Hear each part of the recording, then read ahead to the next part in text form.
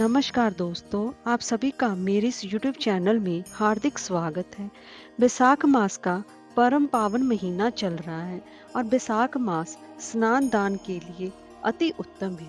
भगवान विष्णु का सबसे प्रिय महीना बैसाख है और बैसाख के महीने में सूर्य देव को अर्घ देना और पीपल सींचना बहुत ही पुण्य देने वाला माना गया है। दोस्तों, आज मैं आपको इस वीडियो में बैसाख मास में नित्य सुने जाने वाली कहानियों में से एक पीपल सींचने की एक सेठ सेठानी की कहानी सुनाने जा रही हूँ। तो चलिए वीडियो शुरू करते हैं। दोस्तों, अगर आपको हमारी ये वीडियो अच्छी लगी हो तो लाइक और शेयर करें और चैनल को सब्सक्राइब करना ना भूलें और कमेंट बॉक्स में ओम नमो भगवते वासुदेवाय अवश्य लिखें। तो चलिए वीडियो शुरू करते हैं। दोस्तों, एक बहुत पुराने समय की बात है। एक गांव में सेठ सेठानी रहते थे। सेठानी बहुत ही धार्मिक प्रवृत्ति की थी। वह हर रोज पूजा पाठ करती थी और पीपल सींचती थी।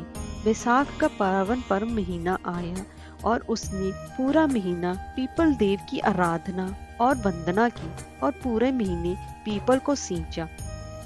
उन सेठ सेठानी की कोई भी संतान नहीं थी, तो सेठ और सेठानी दोनों ही बहुत ही परेशान रहते थे। सेठानी अपने पति को देखकर हमेशा दुखी रहती थी, क्योंकि उन दोनों की उम्र निकलती जा रही थी और बुढ़ापा करीब आ रहा था और उनकी कोई भी संतान नहीं थी। इसी वजह से वो दिन रात परेशान रहते थे। तब एक दिन उसने उपाय सोचा और अपने पति के पास एक दाई को भेजा। उसने कहा कि वो उसके पति को जाकर ये कह दे कि वो माँ बनने वाली है। तो दाई ने उसके पति को जाकर कहा कि आप पिता बनने वाले हैं। तो उन्होंने खुशी के मारे सारे गांव में मिठाइयाँ बंटवाई और हवन पूजा कीर्तन सब करवाया। ये करते करते 6 महीने जब पूरे हो गए तो 7वें महीने उसकी गोद भराई का समय आ गया। गोद भराई के समय पर सारे गांव वालों को न्योता दिया गया और उसने दाई से पहले ही कह रखा था कि जब उसका बच्चा होने का टाइम हो तब वह किसी गांव में से किसी का बच्चा लाकर थोड़ी देर के लिए उसके पास रख देना। वो इसके बदले उसे बहुत सारा धन पैसा और गहने देगी। तो दाई ने पैसों के लालच में आकर उसका कहना मान लिया।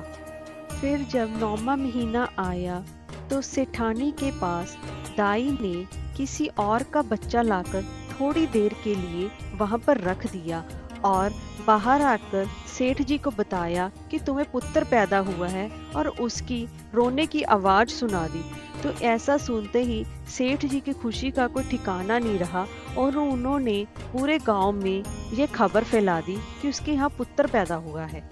अब बच्चे के 1.25 महीने के होते ही उसने जलवा और चूड़ी का पूरे गांव में न्योता भिजवा दिया और जब सब लोग बच्चे को देखने आए तब उसने उन रस्मों में बच्चे की जगह कटार रख दी और कह दिया कि ऐसे तो कुंवर साहब को नजर लग जाएगी। तो फिर किसी ने भी कोई जवाब सवाल नहीं किया और रस्म पूरी कर दी और उसने कहा वो किसी को भी अपना बेटा नहीं दिखाएगी। यहाँ तक कि सेठ ने भी अपने पुत्र को अभी तक नहीं देखा था। ऐसे ही 5-6 साल बीत जाते हैं, तब किसी ने भी अभी तक सेठानी के बेटे को नहीं देखा था। तब सेठानी जी सेठ जी से कहती हैं कि मेरा बेटा अब काशी पढ़ने जाएगा। तो सेठ जी झुंझलाकर कहते हैं कि मैंने तो अब आज तक कभी भी अपने बेटे को नहीं देखा, तो उसे काशी पढ़ने कैसे भेजेंगे और कौन लेकर जाएगा उसे। तो फिर सेठानी कहती है जैसा मैं कह रही हूँ वैसा ही करो, तुम इसको काशी पढ़ने का प्रबंध कराओ। तो फिर सेठानी ने अपने बेटे को काशी पढ़ने के लिए भेज दिया और पूरे गांव में ढिंडोरा पिटवा दिया कि उसका बेटा काशी पढ़ने गया है और धीरे धीरे समा बीतने लगा। तब फिर एक दिन सेठानी ने अपने पति से कहा कि मेरा बेटा अब 11 वर्ष का हो गया है, अब तुम्हें उसकी शादी करा देनी चाहिए। तो इस तरह सेठ जी झुंझलाकर बोले कि जिस बेटे को मैंने आज तक नहीं देखा तो उस बेटे की मैं शादी कहाँ से कराऊंगा?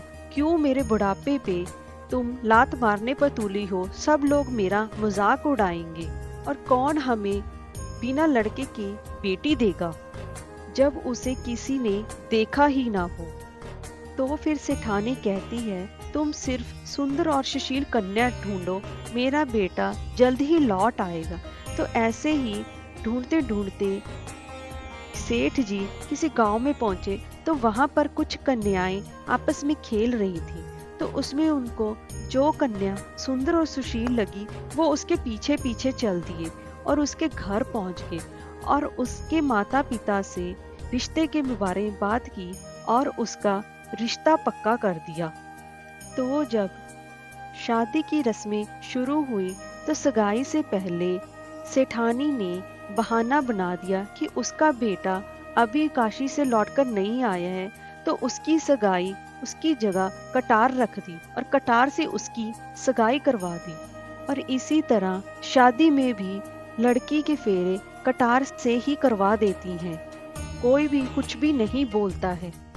तो ऐसे करते करते अब बहू अपने ससुराल आ जाती है और गांव की एक पड़ोसन उसको ताना मारकर कहती है, एक हड़िया की बहू।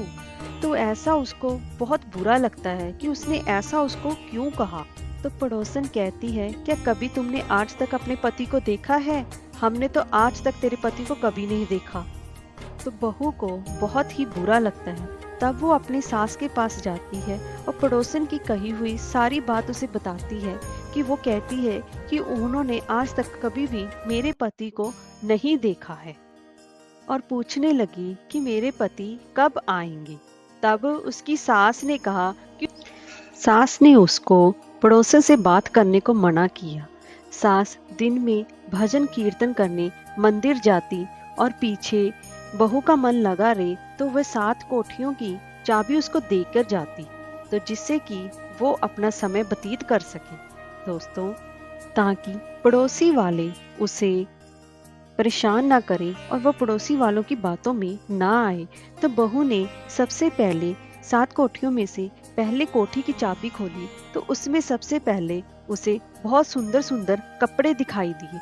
तो वह हर तरह के अलग अलग तरह के कपड़े पहनती और वो खुश होती और उसने कभी भी आज तक इतने कपड़े पहले कभी भी नहीं देखे थे और वो इतने सुंदर थे कि मानो कि पूरे स्वर्ग से वो उतर के आ गए हों। और जब वह दूसरे कोठे की चाबी खोली तो उसे दूसरे कमरे में बहुत तरह के गहने दिखे और उसको रोज पहनती और झूमती रहती कि उसके पास इतने गहने हैं।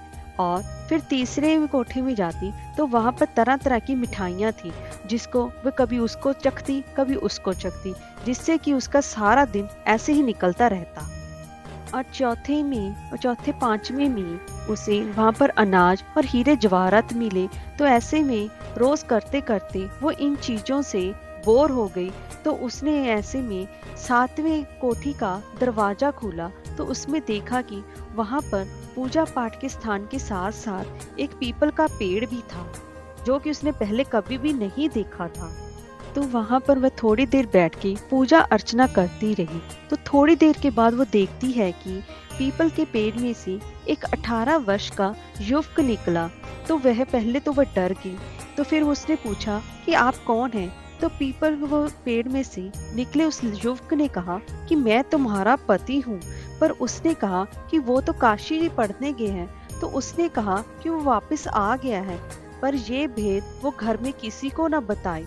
तो अब वह खुश रहने लगी और उसके साथ चौपड़ खेलने लगी। अब तो ये उसकी बहू का रोज ही नित्य नियम बन गया और वो रोज अपने पति के साथ चौपड़ खेलती और ऐसे ही अपना दिन व्यतीत करती। और एक दिन वह पेट से हुई तो सेठानी को और सेठ को बहुत चिंता हुई। सेठ तो झुंझलाकर बोले कि अब बुढ़ापे में बस यही देखना बाकी रह गया था। अब लोग गांव वाले क्या कहेंगे कि लड़का तो है नहीं, ये माँ कैसे बन सकती है। तो उन्होंने सेठानी जी ने बड़े ही प्यार से अपनी बहू से पूछा कि ये बच्चा किसका है। तो बहू ने कहा, माँ जी ये तो आपके पुत्र का ही बेटा है। तो सेठानी ने कहा, ऐसा कैसे हो सकता है? तो बहू बोली कि यहाँ पर आपका बेटा रहता तो है, तो पर उसने कभी बताया नहीं। तो सेठानी ने कहा कि हमें भी दिखाओ कि वो कहाँ पर है। तो बहू ने कहा कि आपका बेटा 7वें कोठरी के अंदर छुपकर बैठा है। मैं वहीं पर जाती हूँ और वहीं पर उसके साथ खेलती हूँ और वहीं पर उनसे बातें करती हूँ, और ये बच्चा भी उन्हीं का है। तो सास बोलती है, तो एक बहू, तुमने मुझे कुछ बताया क्यों नहीं? तो बहू बोली, माताजी, आपके बेटे ने ही मुझे मना किया था कि वो वापस आ गए हैं। तब सास ने अपनी बहू से कहा कि तुम बेटे को कहना कि जब तुम्हारी गोद भराई की रस्म होगी तब उसे जरूर आना ही पड़ेगा। तब बहू ने कहा कि वो जरूर आएंगे। तब बहू वहां पर 7वें कोठी के अंदर गई और उन पर जाकर उस युवक को बोली कि आप मेरी गोद भराई की रस्म पे जरूर आइएगा। तो लड़के ने जवाब दिया कि हाँ, वो जरूर आएगा। तब सारे गांव में ये न्योता भेजा गया गोद भराई की रस्म के लिए। तब 100 गांव वाले आ गए। तो वहां पर क्या देखते हैं कि एक सुंदर सा नौजवान बहू के पास आकर बैठ जाता है। तभी सभी गांव वाले खुसर फुसर करने लगे कि तभी आज तक सेठानी ने अपना बेटा नहीं दिखाया, क्योंकि वो लड़का इतना सुंदर था कि ऐसा लग रहा हो कि कहीं का राजकुमार हो। तभी सब लोग आपस में इधर उधर की बातें करने लगे। तब ऐसे ही कार्यक्रम निपट गया। जब लड़का वहां पर से जाने लगा, तब सास और बहू बोली कि तुम कहाँ जा रहे हो? तो उसने कहा कि वो जो काम करने आया था अब वो हो चुका है। तब सास और बहू दोनों ही लड़के के पीछे पीछे चलने लगी। तब लड़का पीपल के पास जाकर रुक गया। तो वहां पर क्या देखती हैं कि पीपल देव प्रकट हो गए। तो वहां पर पीपल देव ने कहा कि मैं सेठानी से कि मैं तुम्हारी पूजा पाठ से अति प्रसन्न हूँ और मैं तुम्हें पुत्र प्राप्ति का वर दे रहा हूँ। यह सुनते ही सेठ और सेठानी की आंखों से आंसुओं की धारा बहने लगी और उनकी जय जयकार करने लगे। अब सेठ सेठानी और उनका बेटा और बहू बहुत खुश रहने लगे और उनकी सभी मनोकामनाएं पूर्ण हो चुकी थी। और पीपल देव की कृपा से सेठ सेठानी का घर धन धान्य और खुशियों से भर गया। हे पीपल देव, जैसे आपने सेठानी की सुनी वैसे ही अपने सब भक्तों की सुनना। धन्यवाद।